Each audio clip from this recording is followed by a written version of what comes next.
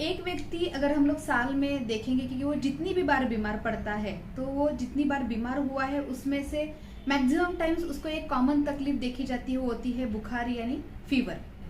बुखार आने के कई कारण होते हैं। इन्फेक्शन के अलावा भी बहुत सारी चीजें हैं जिसकी वजह से बुखार आता है। हाँ, किसी को अगर मानो एक बार बुखार आ गया तो अलग कारण हो सकते हैं। अगर एक आध दिन बुखार रह के ठीक हो जाता है तो भी अलग कारण हो सकते हैं। लेकिन अगर मानो वो बुखार 24 घंटे 48 घंटे से ज्यादा रुकता है और वो कम नहीं होता है, तब सोचना पड़ता है कि दया इसमें जरूर कुछ गड़बड़ है। ये तो समय है कि डॉक्टर से मिलना चाहिए। बड़े लोगों में यानी एक अडल्ट में अगर बुखार आता है तो हम लोग एक दिन 2 दिन वेट करने के लिए तैयार होते हैं। लेकिन हाँ, वही अगर बच्चों में बुखार आता है तो हर कोई पेरेंट घबरा जाता है, क्योंकि उन्हें भी पता होता है कि बच्चों में बुखार गंभीर बीमारी का स्वरूप हो सकता है। बुखार आने के कई कारण होते हैं, सिर्फ बैक्टीरियल इन्फेक्शन वायरल इन्फेक्शन यही नहीं होता है। मैं doctor Sushma Jadhav, consulting physician, health clinic Baner Pune से, और आज हम लोग देखने वाले हैं कि एग्जैक्टली बुखार आता क्यों है, कैसे आता है और उसके क्या क्या कारण हो सकते हैं। ह्यूमन बीइंग या एक इंसान एक हॉट ब्लडेड एनिमल है, यानी जिसका खून गर्म रहता है, और हमारा जो बॉडी टेम्परेचर है वो वेरी करता है, एक नॉर्मल रेंज के बीच में हमेशा मेंटेन रहता है। थर्मोमीटर पे अगर हम लोग देखेंगे तो ये नॉर्मल रेंज होता है 36.1 degree centigrade to 37.2 degree centigrade या 97 degree fahrenheit to 98.6 degree fahrenheit. इस रेंज के बीच में हमारा टेम्परेचर वेरी करता है। दिन के हर समय पे ये टेम्परेचर अलग अलग हो सकता है। ज़्यादातर लोगों में, जो लोग दिन में काम करते हैं, उनमें बॉडी टेम्परेचर मॉर्निंग में कम रहता है और इवनिंग में बढ़ता है। तो जो लोग मेनली नाइट शिफ्ट में काम करते हैं उनमें देखा गया है कि उनका इवनिंग में टेम्परेचर कम रहता है और अर्ली मॉर्निंग उनका बॉडी टेम्परेचर बढ़ता है।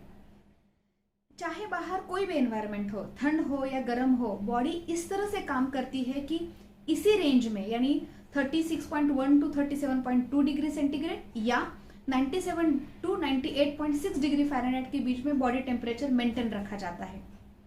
कितना मैजिक है ना ये सारा। कभी सोचा है ये सारे मैनेजमेंट के पीछे कौन है? वो है हाइपोथैलेमस। हाइपोथैलेमस एक ब्रेन में सिचुएटेड सेंटर रहता है जिसे थर्मोस्टैटिक सेंटर भी कहा जाता है, क्योंकि उसी की वजह से बॉडी टेम्परेचर को नॉर्मल रेंज में मेंटेन रखने में मदद होती है। और वो जिस वे से वो सब कुछ करता है उसे थर्मो रेगुलेशन कहा जाता है। उसी की वजह से चाहे बाहर कितनी भी ठंड क्यों ना हो, बर्फ क्यों ना पड़ रही हो, हम अपने बॉडी को वार्म रख सकते हैं। उसी तरह से बाहर कितनी गर्मी क्यों ना हो, हम अपने बॉडी को कूल डाउन रख सकते हैं। तो ये थर्मो रेगुलेशन कैसे काम करता है ये हम लोग जानने की कोशिश करते हैं, क्योंकि ये बहुत ही इंटरेस्टिंग है। हम लोग अगर एक ऑफिस की का सिनेरियो समझने की कोशिश करेंगे तो एक हाइपोथैलेमस एक बॉस के जैसे है। वो क्या करेगा कि अपने कुछ एम्प्लॉयज को बोलेगा कि मुझे कुछ इन्फॉर्मेशन ला के दो।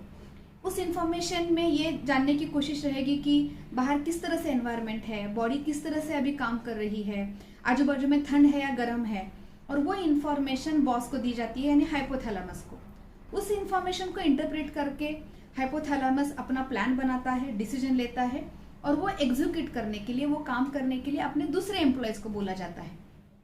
और जो दूसरे एम्प्लॉयज काम करते हैं वो पूरी तरह से कोशिश करते हैं कि जो भी डिस्टर्बेंस है या जो भी एनवायरनमेंट है या हमारे सराउंडिंग में जो भी चेंजेस है उसके तरह से हमारे बॉडी को अडॉप्ट किया जाए और हर वो कोशिश की जाए जिसकी वजह से हमारा बॉडी टेम्परेचर एक नॉर्मल रेंज में हमेशा मेंटेन रहे, चाहे बाहर कुछ भी हो रहा हो। लेकिन अगर हम लोग एक सिनेरियो लेते हैं कि अगर मानो बहुत गर्मी पड़ी है, बाहर बहुत धूप है, तो उस समय क्या होगा? बाहर तो गर्मी है, हमें तो गर्मी महसूस हो रही है, तो ये जो फर्स्ट एम्प्लॉय ग्रुप है, जो इन्फॉर्मेशन गैदर करने वाला है, वो हाइपोथैलेमस को बता देता है कि बाहर बहुत गर्मी पड़ी है। हाइपोथैलेमस को पता है क्योंकि बाहर गर्मी पड़ी है और बॉडी को तो कूल रखना है।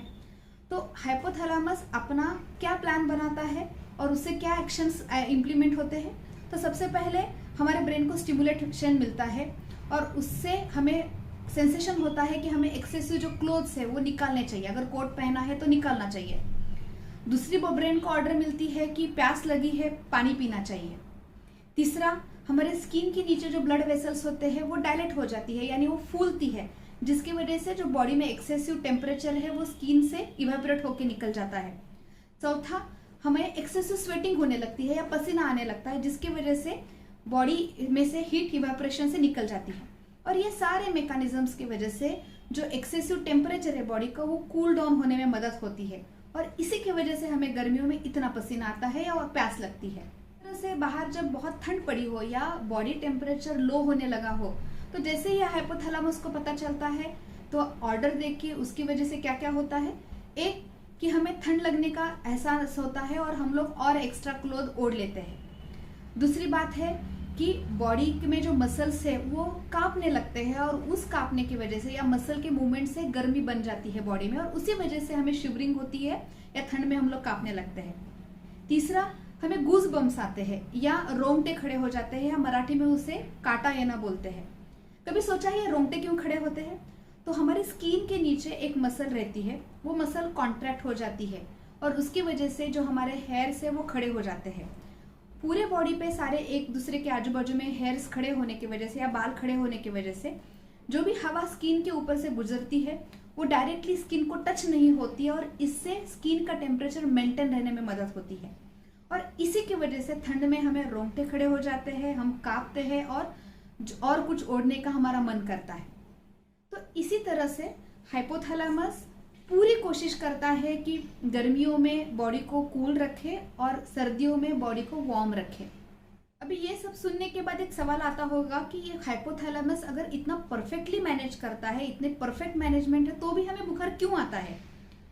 बुखार हमें इसलिए आता है कि बुखार के चाहे कारण कोई भी हो, उस समय बॉडी में ऐसे कुछ केमिकल जिसे पायरोजेंस कहा जाता है वो रिलीज हो जाते हैं या निकल जाते हैं और वो पायरोजेंस उस हाइपोथैलेमस में जाके कुछ बदलाव करते हैं, यानी उसे ऑर्डर छोड़ते हैं कि इस समय बॉडी का टेम्परेचर और आगे करना है और इसलिए फिर हाइपोथैलेमस बॉडी के टेम्परेचर को ऊपर के लेवल तक सेट करता है या ऊपर बढ़ाने के लिए कोशिश करता है।